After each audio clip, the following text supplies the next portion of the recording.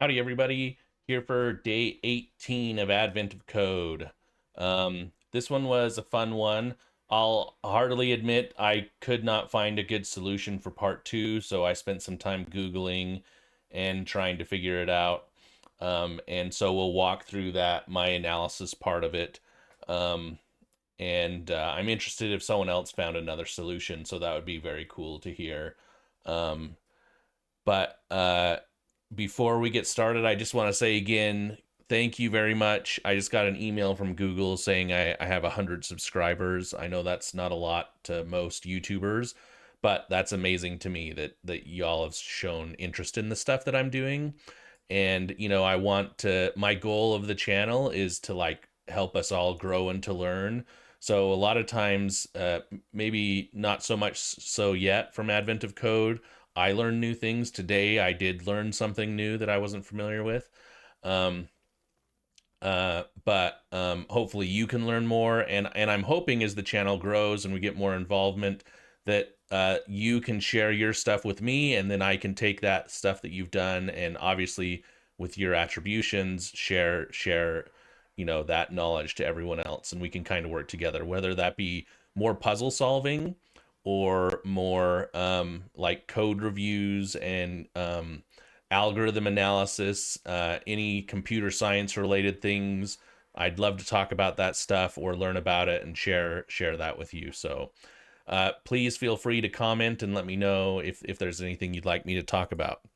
And with that, let's move on to Advent of Code Day 18.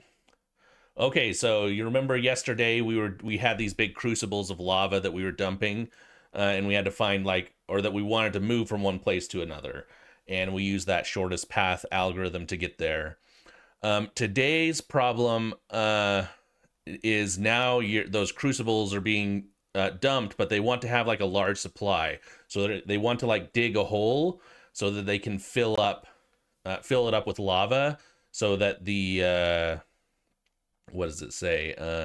So that the elves can use that lava. I don't remember what they're using it for.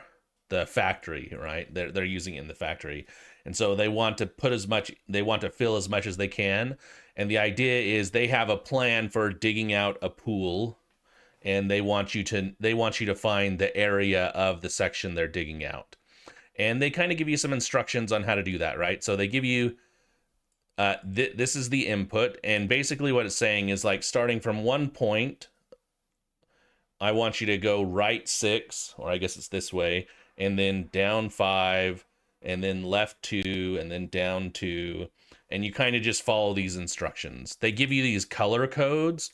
This turns out not to be important until part 2. But the idea for part 1 is you're really just interested in these, right? So if you go to if you think about what this thing draws, it's this part right here, right? And so you start, what is it? Right 6, down 5, left 2, down 2, uh, right 2, down 2, left, right. This is basically what you're doing, right? So these are the instructions, the way to think about it, to draw out the perimeter. So you're going to draw out the perimeter of the pool that they want to make. I guess they call it a lagoon. And then they want you to know what the total area is. And they say like each point contains 38 cubic meters of lava. However, they're interested in just knowing like how deep it is at each point. So the idea is they want you to just count the interior of the things. So you're going to, I may not have explained that well, and I apologize. Once you've got this exterior perimeter, they want you to then like consider all of this trenched out as well. And based on trenching that out, what is like the total number of cubic meters that you get out of it, right? So if you think about the way to solve that is you're going to draw at a really high level, you're going to draw this grid, and then you're going to fill in all the dots in here, and then you're going to count up all of this section right here, right? So it becomes this, and your total is just the sum of all the hashes. Okay, I hope that I explained that problem okay. Uh, for part one, this actually brought back a few memories. My very first job interview for where I work right now, I was a junior developer at the time. This was 20 years ago or so. But the idea is they wanted me to implement a flood fill program, kind of think about Microsoft Paint. And that's kind of what you're doing here. Imagine you've drawn some kind of shape in Microsoft Paint or whatever, and then you click the little paint bucket icon and you click right here. It's going to fill in all this stuff, right? And so the question is, and so this kind of reminded me of that a little bit, and that's actually how I ended up implementing part one. Like the first step is obviously to draw out the perimeter, but then after that, it's just, hey, can I find a point in the center here and then do a flood fill? Can I fill up all these other spots that aren't filled to produce this? Because once I produce this, then it's relatively easy for me to count the area of it, right? I stored mine as a hash set, so it's really easy for me to just say, okay, give me all like the hashes, hash values in my hash set, and then I'm done. So how does that look really quick? If you think about drawing the perimeter, let me get my graph really quick. I don't think that part is particularly hard, and I'll actually show you the code for it, right? So if I go go to this draw edges, notice I've created a grid. And the grid, again, is just a hash set. So I'm really just tracking all of the points that I've touched in this hash set to help me do my total count in the end. So how do you draw edges? Well, you just start at the origin, and just for each of the instructions, you do what the instruction says for that given distance, right? So for each instruction and for 0 to distance, I'm going to add that item to the grid for that direction, right? So if my current point is 0, 0, I now go to, what was the first one? Down 6. Is that what it was? Let's look really quick. It was in the test, right? The first one is right 6, right? So I'm going to start at 0, 0, and then I'm going to go right 6. So for 6 steps, I'm going to take the current X and add 1 to it, and then insert that in my grid. So I first do 1, 0, and then 2, 0, 3, 0, 4, 0, 5, 0, 6, 0. I add all of those to my list, right? Or I guess I do it from, yeah, that's right. I think I described that correctly. But the idea is just for each instruction, I'm going to do what it says, and for each point I move, I'm going to insert that point into the thing. So how does that look again? Just to clarify, so I'm starting right here. I'm starting at this position, and I'm just gonna go right 6. So 1, 2, 3, 4, 5, 6. So I'm filling all these in, 2, 3, 4, 5, 6. And now I'm going, I think the next one was down 5. So I'm gonna go down 1, 2, 3, 4, 5, right? So I'm filling all of these in. And again, these are all I'm just adding these to my hash set, right? Then I do here, this is left 2, right, is the next instruction. Yeah, and then down 2 and right 2. I don't want to keep belaboring this, but essentially that's all I'm doing for my trace. And all I'm doing is adding these to my set, right? So at the end of this draw edges function, I should have a set that contains, or I should have a grid that contains all of my edges in the set. And they're just points again, right? This is 0, 0. This is 1, 0. These are all points in the graph. But after I'm done drawing all the edges, I will have now traced an outline. And so what do I need to do next? I want to implement that flood fill program. So what would that look like? There's kind of 2 parts to it. First of all, I need to find a point within it. So let's just assume we found a point and it happens to be this one. then how does the flood fill algorithm work from there? Well, what you do is you update yourself as a hash. You know you're one, so you add yourself to the list, and then you check in all of your neighbors for empty ones. And when you find one, you fill it in and call that function recursively, right? You can just recursively call this function. So now, after you've filled this one in, you now say, hey, find all the neighbors of this one. And it will check these, it'll check back and see that's already been filled, check and see this one, and then it will see this one is not filled, it will do that. And you're doing this recursively, right? So you're just, the flood fill program turns out to be not that complex.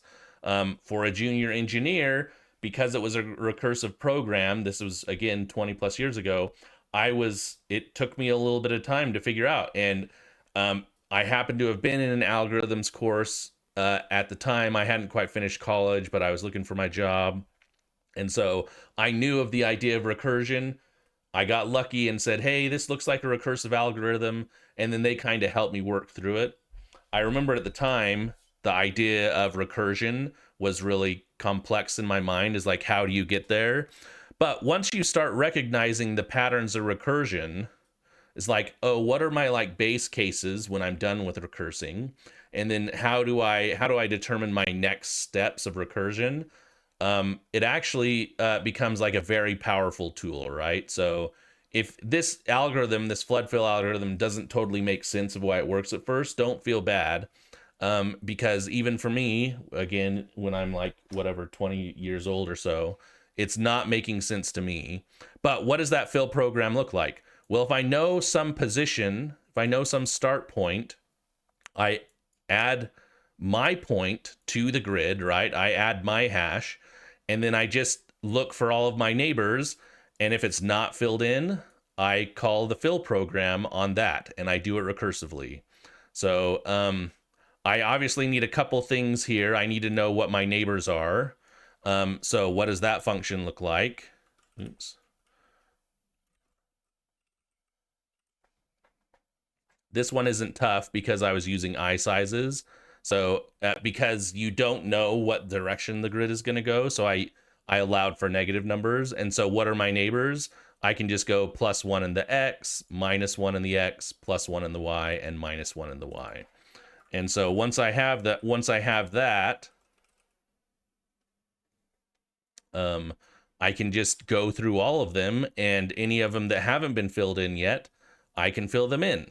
And this is where having a hash set, at least in my mind, is really helpful, right? So if you think about this draw edges function and this fill function, I can really easily add values to it and check if existing values are already in there, right? That's a huge benefit of having a hash set. You could potentially have a grid that you're growing and shrinking, but again, because you don't really know the size, right? Think about like starting right here. You don't know in the generalized case what it's going to look like, right? This one happens to look like this, but what if there was one that you like started right here, and instead of going down and right, you went like this, this, this, this, this, this. You're going all over the place, right? This is like a terrible drawing. But imagine it looks like that. How do you find where your upper bound and lower bound are? You don't really know, right? So using the hash set really simplifies the idea of saying, hey, I'm just going to start at this position and start drawing my lines and tracking where I've gone. And then I can just find a position inside that I know is inside of the thing and just slowly start filling things in, right? Slowly start filling the missing ones in using recursion. And eventually that will like go through the whole thing. There won't be places it won't find, right? Imagine you don't really see these, you won't really see, well, it's something like this, right? If you tried to just do like a tracing one, there would be some complexity in determining like at this point, am I inside the grid? That could be a little difficult to figure out, right? Instead, and it's not impossible, right? You could figure out like, is this point in there? And if it is, draw it in. But there's some complexity to it. Whereas the simplicity of this fill function, because of the recursion, makes the problem much more easy to solve. Now, for particular, you might say, well, recursion is not great. What if you go like really deep? And that's true, right? Is like there's kind of a limit on the stack size. You could unwind this though, right? Imagine instead of doing this, you just have a list of, like we talked about yesterday, you kind of have a frontier, meaning like unvisited nodes that you can check. You could wrap this, instead of doing this, you could just do a for loop or a while loop while you have items on the frontier, and add that to your start, and your start is the beginning of that, and then just slowly do this similar type of algorithm, right? So again, though, thinking about it recursively, what I hope you'll get out of this part one is greatly simplifies this, right? Okay, there's one more gotcha. How do you find the point inside, right? When I was solving the problem, they gave me the function. They said, I'm going to give you a grid, or it was a drawing at the time, and I'm going to give you a point x, y, and I want you to be able to like fill everything in around there. How do you do that, right? So they gave me the point. In this case, we actually don't have the point. We don't know where it is. So what would be an algorithm to find it? Well, I used a very simple one, and it is naive, but the intuition is that along some edge here, along any of these ones along the x edge, there should be a point next to it, directly to the right of it, that is empty. And when I find one of those, then I can consider that to be inside of it, right? Like consider this case, if I'm right here, oh, that doesn't work because I have a hash there. These ones aren't inside of it, so I don't even check. But I know this is on the far edge, but it has a hash next to it, so it doesn't count. But this one does, right? And so if I just find one of these where I have a hash and a dot next to it, I know I found a spot. So what does that look like in code? I just say, hey, do a iterate through the grid and find all of the x's, or find the minimum x value, right? So now I have that leftmost x value, which is this right here. And then I say, okay, start it for now. I'm going to go through the grid and iterate over all of them that where their x value is equal to that, right? So what does that produce? That's going to produce like this set right here, these 6 values in this example, right? And for each of those, I'm going to look for the point next to it.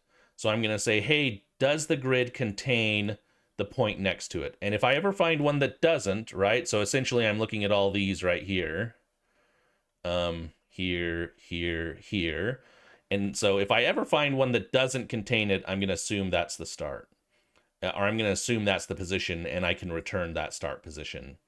Okay, so once I've done that, now I can solve the problem, right? So let's go look at main. Again, I just parse my instructions, and then I create my empty grid.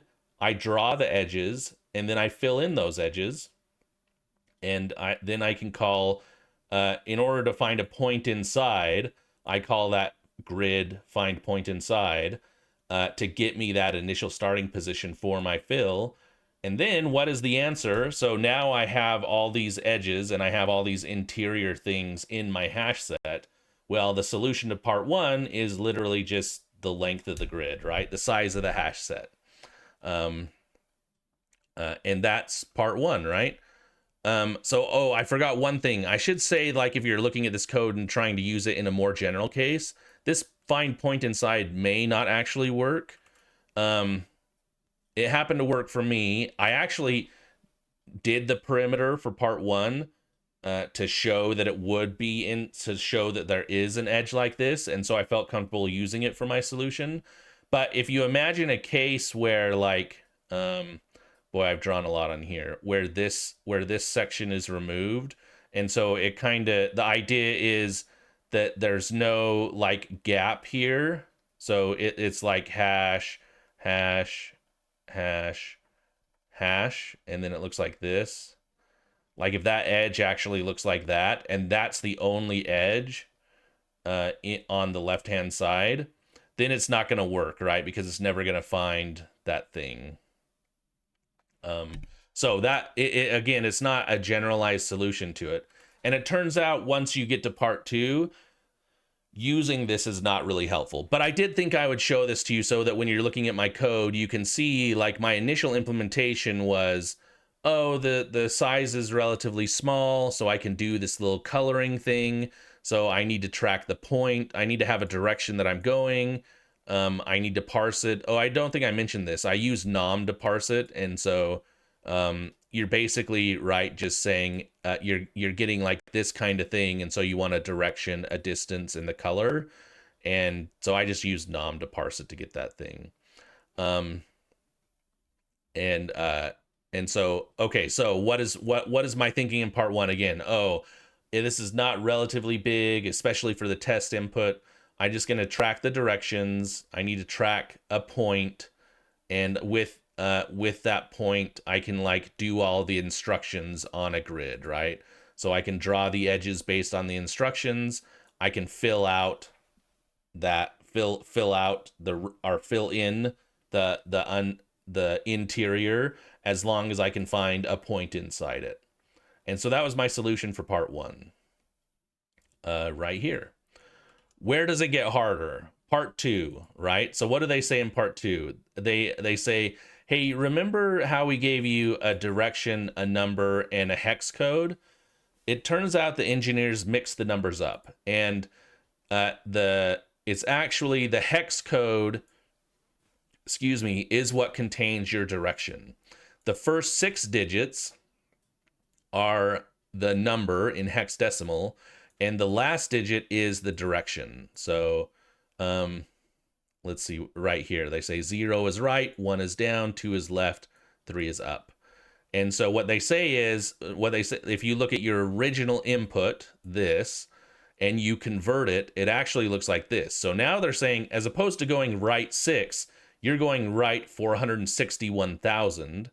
And instead of going like down 5, you're now going down 56,000 plus, right? Well, now the grid expands exponentially. And I think I actually did some analysis on it.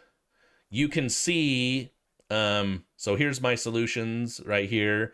Look at how big the thing is, right? That's just a huge number. You can see like I also did the min x's and min y's.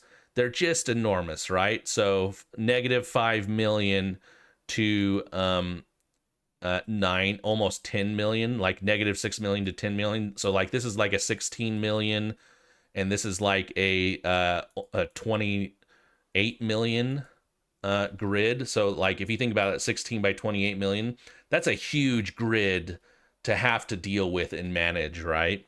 Like if that was in meters, that's got to be covering like, I don't know, a quarter of the earth, something along those lines. That's how big of the lava that they're doing is. It's maybe not a quarter, but it's still big, right? It's this huge grid on the earth that you're trying to that you're looking at, and so clearly my fill program is not going to work, right? It's just going to take forever. I did start running it, but it took like a couple minutes just to trace out the thing. And after I traced it out, it was just not finishing at all. I stopped after a few minutes, realizing it just wasn't going to work. And that's when I did this analysis to look and say, oh yeah, clearly this is substantially bigger. Let's talk though, as a quick aside, how do I parse it? Remember my initial instructions, I did parse the color, right? So I knew I had a string value of like this part right here. And so how do I parse like this from this? In Rust, at least for me, it turned out not to be that hard. I could just split the characters, the hexadecimal characters. So I knew the first 5 were the digits, the color, and the last one was the direction. So based on the last one, I can just, pick the right value based on what, pick the right direction based on what its value is. And for the color, I can just use this U32 from Stirradix. Essentially what you're saying is, if you have a string that is that is like this, a string that is a number, you can call this from string radix, and the radix being like what is the base, and as opposed to being like base 10, we're now working base 16. It's hexadecimal, so I do 16, right? And that's all I do to get the new set of instructions. So if you look at part 2, like the very first thing is we need a new set of instructions. But again, and so I basically what I do is I just go through each of the instructions, and then I call that color to instruction function on my previous instructions, right? Given that new color. Oh, I could probably simplify this to make it a method on the instruction. Anyway, once you've done this, you now have the new instructions, but like I said, the flood fill is just not going to work. So I started doing some Googling, and I found this shoelace algorithm, which was the first part of it. And I won't describe it in too much detail, because it turns out that really the way it works is, given a list of points in your polygon, right? We're building a polygon. That's what I searched for when I was Googling this, like area of polygon. And this is the one that seemed to fit the closest. And I had not seen this before, so I did not know this existed. There's potential for previous day solutions to use this. And I have to think back of previous years, maybe even years that I didn't finish solving where this would be possible. It might be interesting. But the idea is, if you know all of the points in it, all of the points along the polygon, like the vertices is what they're called in math. If you know all those vertices, you can construct it using, where is it? These all these formulas are essentially the same. It's this one right here, which is the one, which turns out to be 1/2 the sum of the cross products of each of the points along the edge, right? So if you think about, you have these points right here, you do a cross product of point 1 to point 2, point 2 to point 3, 3 to 4, 4 to 5, and then 5 back to 1 to get the cross product of them all. And what is the cross product? It's just the sum of the opposites subtracted from, sorry, the multiple of the opposites subtracted by the sum of the others. So like, I can actually show it to you in code. It probably will make more sense. Here's where I implemented the shoelace algorithm, right? So I basically, for each of the vertices, I'm going to iterate over them. I'm going to zip that with the vertices doing a cycle, but skipping one, right? So the idea is I'm going to get this value and this value, this value and this value. The skip one idea is just shifting it, allowing me to get all of them. But then I need that one last one as well. So that's why I use the cycle. But again, the cross product is just ax times by minus ay times bx. And so that's what these all denote, right? Is like it goes these two multiplied together minus these two multiplied together. So 1 minus 18 plus 6 minus 7 plus 28 minus 8, and so on and so forth. If you get that, the area is now 1/2. So I tried that out, and it didn't give me the right answer. Even for the test input, it was way off. I did some more searching, and down here, you can see also, I found this Pick's theorem as I was looking around, and it also provides it, but a more like generalized approach to it.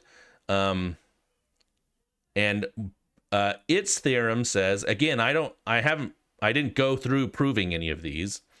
It says that the area of doing this pointer, doing this integer coordinate system is I, which is the number of interior points, which happens to be the shoelace formula, right? This calculates the interior, and we can kind of, because we're using an integer thing, we know I is going to be those interior points, plus the b over 2, where b is the boundary points, so these green dots, maybe this one will make more sense if you look at this one right here.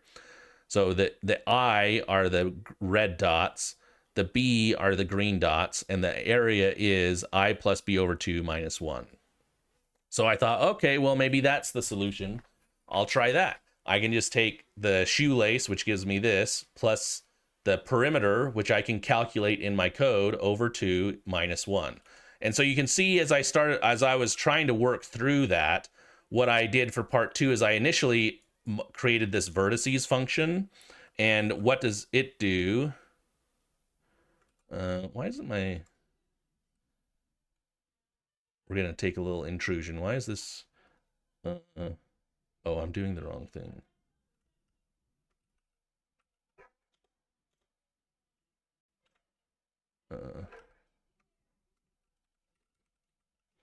My go-to thing is not working, and I don't know why. Sorry. So I have this vertices function that will give that stuff for me. And it looks a lot like the draw edges thing. Essentially, I start at the origin, and I'm going to track my perimeter too, because you need that for Pick's theorem. And I'm going to track my vertices, right? And then so for each instruction, I'm going to calculate the distance of the instruction, but I'm going to do it as an I size, because that I want to return that value. This was a U size, and that was why I did this here. But then based on the direction, I just modify my distance, right? So if I'm going up, my Y is plus the distance. Where this differs is I used to loop right here for each count of the direction so that I could insert them. I'm not interested in that anymore. I'm really just interested in the vertices and the perimeter. And so each new vertice is really just starting at my origin, adding the directionality to it based on the direction you're going, right? So if I'm going up, my Y goes up the distance. If I'm going down, my Y goes down the distance. And same for left and right, but instead we're doing it in the X instead of the Y, right? So that's giving me my new vertice, and I can push that. Well, what is my perimeter? As I'm drawing it, my perimeter is literally just the distance, right, that I go, the distance. So I just increment my distance there. So this vertices will now give me from these directions will now give me like values, right? So the first one will be 0, 0. The second one will be, X 461937 and Y 0 or whatever. And then I'll have 461937 and Y 56, negative 56407, right? The idea is that's all this vertices function is doing me. It'll give me these vertices. And again, when I initially tried it with shoelace and Pick's algorithm, it didn't work. And I kind of want to explain to you, I spent some time reasoning about it. I wanted to explain to you like why it doesn't work. So if you do the shoelace, let's think of this like really this simple case right here, where literally what we're drawing is just like the points 0, 0, 0, 1, 1, 1, and then 1, 0. Like this is the trace that happens if you follow the grid. Like what these would be is like right 1, down 1, left 1, and then up 1. That would produce this graph, right? So what does the shoelace algorithm give you, right? So if you calculate the shoelace algorithm, 1/2 the sum of the vertices plus 1, you end up getting or sorry, it was, yeah, I think it was this one. It is an absolute value because it doesn't work out. But the idea is what you end up getting is if you do all that work, you're doing like the cross product of this, which is 0, the cross product of this, which is -1, the cross product of these, which is -1, and the cross product of this with this, which is 0. So adding all those together, you get -2 divided by 2, and you do the absolute value of that, shoelace gives you a value of 1. Well, we know that's not the answer. We're looking at the graph. We know the actual answer is 4. And why is that? When you're digging the trench, and this is the thing that occurred to me that helped me solve it, and it was drawing this out, right? When you're digging the trench, the points actually represent like the center of your trench. So like the position 0, 0 is actually just this little dot right here. And so when you're going right, you're going right here, down here, left here, up here. That you're tracing out this thing. So the shoelace algorithm is actually giving you this area right here, right? That's what this is giving you. And so that's not quite right. And so if you do picks on it, you get you actually get close to an answer, but not quite right. Again, and so think about what's actually happening once you've done this, once you've done the shoelace. And this is how I got to the solution of the problem is once you've figured out the interior of the shoelace, you just need to figure out this exterior part, right? Like what is the exterior part right here?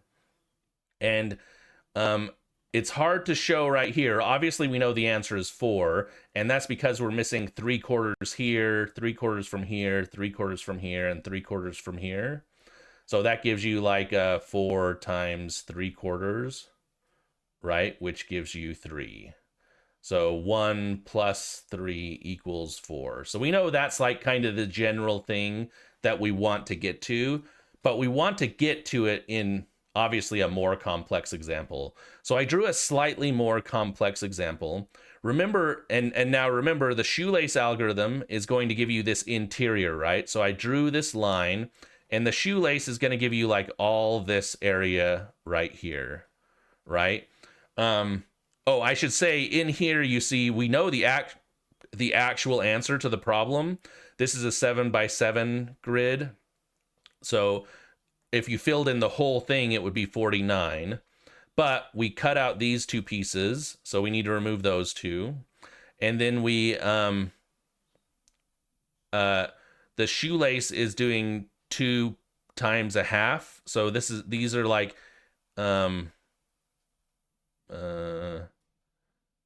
these 2 are these edges. What was this? Oh, these are the parts we need to remove to get to the shoelace, right? And so, or why the shoelace works, because 49 minus 17 is 32. So if you think about what the shoelace is doing, it's actually like removing all of these outer edges. And so you get 6 that are like these outer edges like this, 1, 2, 3, 4, 5, 6. You get 6 in total of those. You get 2 of these internal, I think this is incorrect. This should be 1/4. You get 2 of these 1/4 ones right here and right here. That's why I was confused. You get 2 of these 1/4 right here, and then you get 18 of the halves, which are the rest of these, right? These all account for like half, and there's 18 of them. And that's how, so that kind of helped. The reason I'm showing this is it showed to me like, look, in a 7x7 grid, why am I getting 32? And it's because I'm like only including this interior angle right here, which is, so if you, the whole thing again is 49. And then if you remove all these outer things where there's like these 2 pieces, and then these 2 quarter pieces right here, and then the 6 3/4 pieces, which are these, and then the 18 half pieces, which are all these right here, you end up with 32, which is correct. So what do I need to do then to get the correct answer to today's problem? Well, this obviously I know what the shoelace is, and so that's this interior part. So the question is, can I calculate this exterior part right here? And that's how you get to the solution, right? I know my perimeter is 28. Pix gives me 45, which is not correct. The correct answer should be 49 minus 2. So we know the correct answer is 47, right? This graph should produce the number 47. So we know Pix is no good, shoelace is no good, but it does calculate this interior. So we just need to calculate this exterior. Well, how do we calculate the exterior? We know that all of these equal halves, right? So any of these that are on this equal 1/2. So we can kind of sum those up, and those will equal 1/2. We know that these corners equal 3/4, and we know that these corners equal 1/4, right? So you could potentially figure out, when I'm drawing the graph, you could go through and you could say, um, every time I make a turn to the right or whatever, I'm doing 3/4, and every time I'm making this type of turn, I'm doing 3/4. A right hand turn, I'm doing 3/4. A left hand turn, I'm doing 1/4. And you could kind of track that and get it. There was a more simpler solution, and the key insight is, anytime, because we know it's a complete circuit, anytime you turn right, you also turn left. I did it wrong again right here, huh? There's halves, 3/4, and 1/4. Anytime you turn right inside, you must also, or I should say, anytime you turn left, there must be an accompanying right that went for it, right? So this one is paired with this one. And you can think of it you can give me any kind of graph and that will turn out to be the case, right? Whenever I turn left, there's going to have to be an accompanying right. And so the way to think about that is these ones are actually the same, right? This accounts for 3/4 and this accounts for 1/4. So between the two of these, they contribute a 1/2 in total, right? You get 2 over 4/4, which it should be 4/4 over 2, because there's 2 of them, right? Gives you 1/2. So it turns out that all of these contribute 1/2 as their pairs, right? Well, that's the same as this right here. So you can think of this edge and this edge being equivalent to this edge and this edge, right? It's contributing the same. So you can actually treat these, and this was the insight, you can actually treat these as if they're the 1/2s. So, but they're half of the half. And so when you're counting the perimeter, I don't know if I'm explaining this very well. When you're counting the perimeter, these ones don't actually affect the total outside perimeter. Or I say they don't change it any different than if you had just gone straight. It turns out like you would get the same value if you had like just gone like this. If you had smashed this one over here, you would have gotten the same value for a 1/2 and a 1/2. Instead, you're getting 3/4 and a 1/4, and so you can account that for 1/2. Well, so what do I know now? I can kind of treat this as, treat all of the edges as 1/2, except for these corners right here, right? Once you've like quote unquote flattened these out and canceled these out, the only ones that are left are these 4 corners right here, right? So you haven't accounted for these ones right here. And those are all 3/4. So you're going to have 4 3/4 additional ones that you want to account for, which gives you a total of,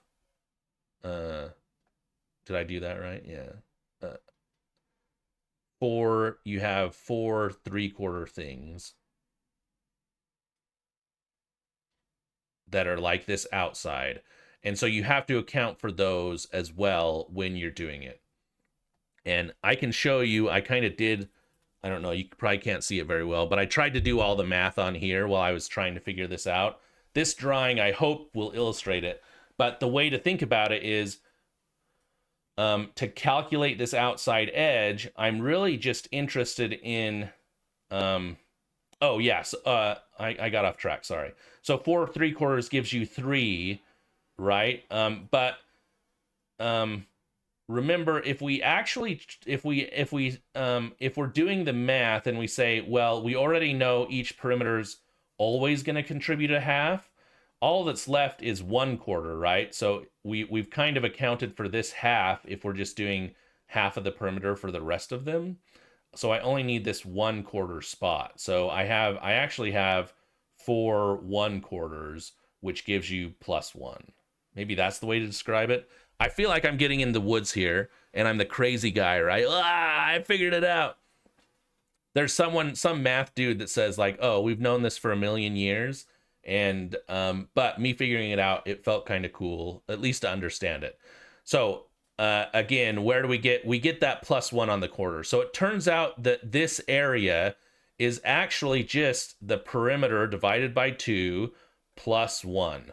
And where does that, oh, you don't actually see this part here, sorry.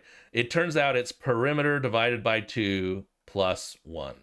And why is that, right? If we assume that every one of these, so we know the perimeter is this, if we just assume that every one of them is 1/2, right? So this one gets counted for a half, this one gets counted for a half, this one gets counted for a half, this is counted for a half, this one gets accounted for a half, and this one gets accounted for a half. Notice how they're all kind of, these ones at least are canceling each other out, like I was trying to explain earlier. Like this one, I'm missing this quarter, but I have this extra quarter right here. So all of these turns are actually just becoming halves if I just account them for halves. And then the only thing I'm missing are these quarters in each of the corner. And that's where the +1 part comes from, right?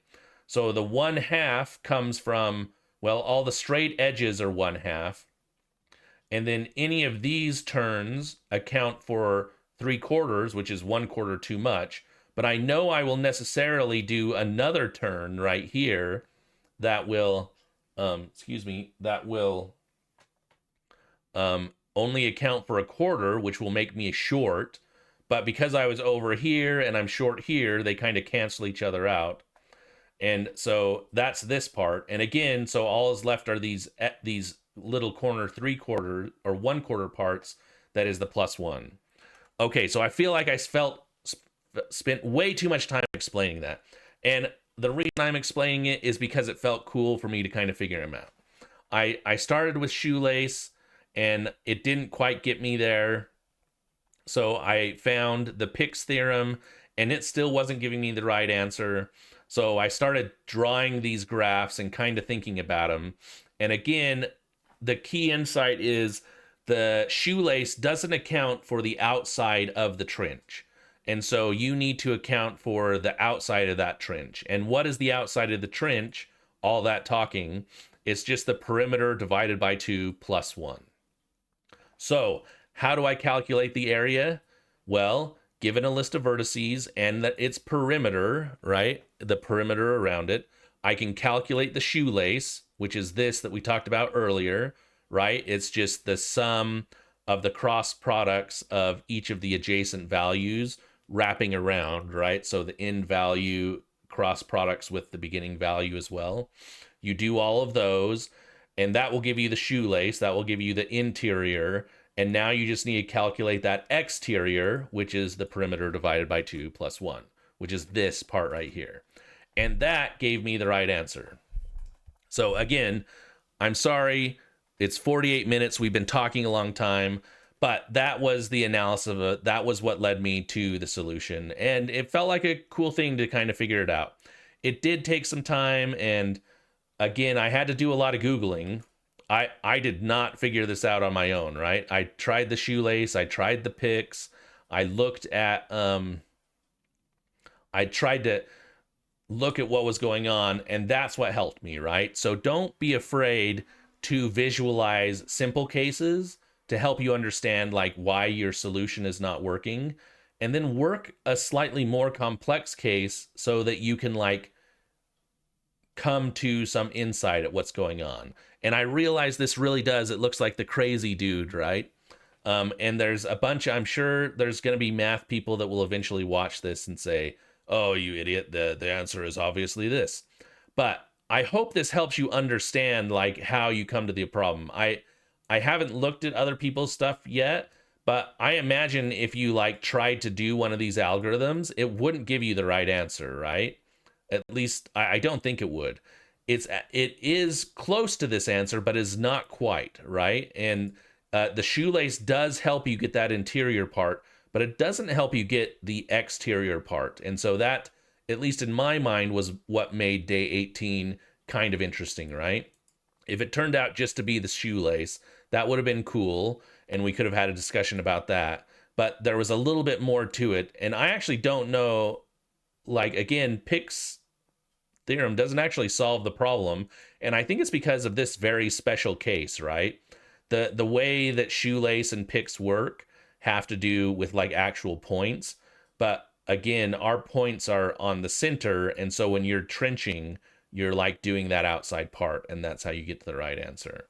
And so what do you get when you run it? Well, now these are uh-oh, what did I do here? Did I break it? No. When you get to the answers here, again, my part one didn't run too bad. It took 37 milliseconds, but using the Pix one, or the modified Pix, I should say, gave it to me in like nanoseconds, right? Or is that micro? Mu? I think that's nano. No, that's microseconds. So orders of magnitude faster. And P2, which would have just been intractable using my naive fill program, now happens in essentially the same amount of time as the thing. And so, right, because you're just doing math, the complexity is really just how many points do you have in your polygon, but you're only doing cross products on those points. So they're somewhat simpler in that respect. Like the number of calculations you do is just infinitely smaller, even for a huge number like this, right? I don't even want to think about how big that number is. What is it? 3, 6, 9, 12, 13, 14, 15. So like hundreds, thousands, millions, billions, trillions. It's like quadrillions, is it? I think. I don't know. It's much larger, right? So a much larger thing to solve. Just to recap before we're closing up, I know we've already gone long. Part one, it was I implemented it as a flood fill algorithm, right? Trace out the thing and fill it. And that was fun. It was reminiscent. Part two, substantially harder because the size of it becomes big, right? It goes from a relatively small graph to an enormous one. Again, it's got to be like the size of, I don't know, an eighth or a quarter of the world. And so tracing through all of those just feels impossible. So you have to find something faster to do that. And I didn't know the answer, right? It's okay not to know the answer. We all Google, we all use Stack Overflow, right? It's okay if you don't know the answer. Um, so I went and looked, and I found the shoelace formula. I found Pick's theorem.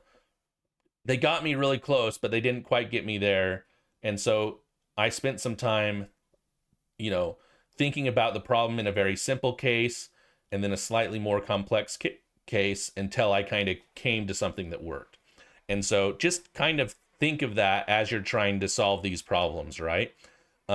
Feel free to Google, to try things out, to do some analysis, right? Look at the sizes to help give you an idea of what you need to do. And that will help you solve these problems. And that's what you do every day as a programmer, right? Oftentimes the solutions are just Googling. Sometimes you got to do some special stuff to get there. But once you get there, it's really cool. And I apologize for the crazy guy stuff, but it was fun for me to solve and figure out, and so I wanted to share that with you guys.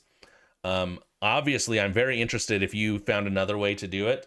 Maybe there's an easier way. I haven't had time yet to go look at how other people solved it, so I would be interested to see if there's some other way to do it. And if there is, that's awesome. That's really cool, right? I would like to see it. Maybe there's something even more, I don't know, some other interesting way to solve this. That would be cool to see as well. It was part two, a math heavy one. So if you're more of the computer science guy and not the math guy, and you're really into the algorithms and tools like that and not the math, these things are a struggle, right? Like, had I not taken like higher level math classes, this would make no sense to me. It's all literally makes no sense. But once you figure it out, it kind of will give you the idea of what's going on and how to solve it. Um, and again, so if you're not math heavy, maybe you struggle and you just like, but you can get there, I guess is what I'm saying. Thinking about this, there wasn't a lot of actual heavy math in it. The shoelace one, obviously, there was some math you had to figure out, but I'm sure if you Googled like shoelace Python or something like that, yeah, like this shoelace Python. I think I looked at this once. These guys will give you like a solution to doing it, right? So you don't know the math for the shoelace. You could get there with this, and then kind of you still have to go through that part though of saying like, well, what actually, and this is where the trial and error comes. And I guess I didn't keep this code, but I actually ran the shoelace algorithm on this grid where I did this work right here. And I'm like, oh, that only gives me one. Why does it only give me one? And that's where this insight led to. So I guess this is all to say, don't give up. Just keep looking for other ways to solve the problem. Maybe your brute force approach is working slowly. You now can obviously wait for it to finish. This one would probably never finish. But while you're waiting for it and heating up your bedroom, you can continue working on this problem, right? And try and solve it. Um, Maybe find a faster way to solve it, and that's what will get you there. I haven't even looked. I wonder if we should just go to the leaderboards. Some of these people may have already had the answers, and that's what helped them. Yeah, the 5 minute one, those are pretty quick. You could probably implement my flood fill in like 5 minutes if you were real fast. Maybe they knew about it. Uh, oh, this is 5 minutes for both stars. Wow. They must have known about like the shoelace algorithm or Pick's theorem or something. It would be maybe I had to go find some of these people and see what their actual solutions were for these. 5 minutes for both is really fast, right? That means you probably had to know what was going on. Who's the other guy that I watch?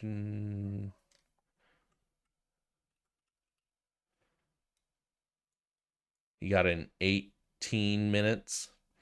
Yeah, so my guess is you probably had like this is a guy that I've seen before do these things. My guess is he probably knew something, right? And I didn't. That's okay. He knew it, figured it out super fast. I didn't know it, took some time researching it. You can do the same thing too. That's what we're all trying to get better, right? Hopefully this gave you some insight into the solution for day 18 and why it works. And this is one of those ones that, again, I think I've said this before. It turned out part two is a math problem. I'm much more lighter on the math side than I am on the computer science side. So that's why you're getting these differences, right? Or why this one was substantially harder for me. So um, if you guys are the math guys and you maybe understand this better, I would love to hear from you. Tell me what I was doing, what I was missing, or what formula I was missing that might have made the shoelace and the Pick's theorem work. I would love to see that stuff. But it wasn't working for me for some reason, and so I had to kind of like go out on my own and get it. So again, love all your comments, love all your insight. Sorry this was a long one. Maybe you can watch it with dinner with your family. I don't know if you're watching this with your family. I apologize to your family. Anyway, it was great to talk about day 18. We'll be here tomorrow for day 19, and we're gonna keep trying. As the holidays get closer, it's gonna be a struggle just because of family parties and stuff like that. I will try my best though to do it every single day. If I don't, we'll just keep trugging along as much as we can. So talk to y'all later.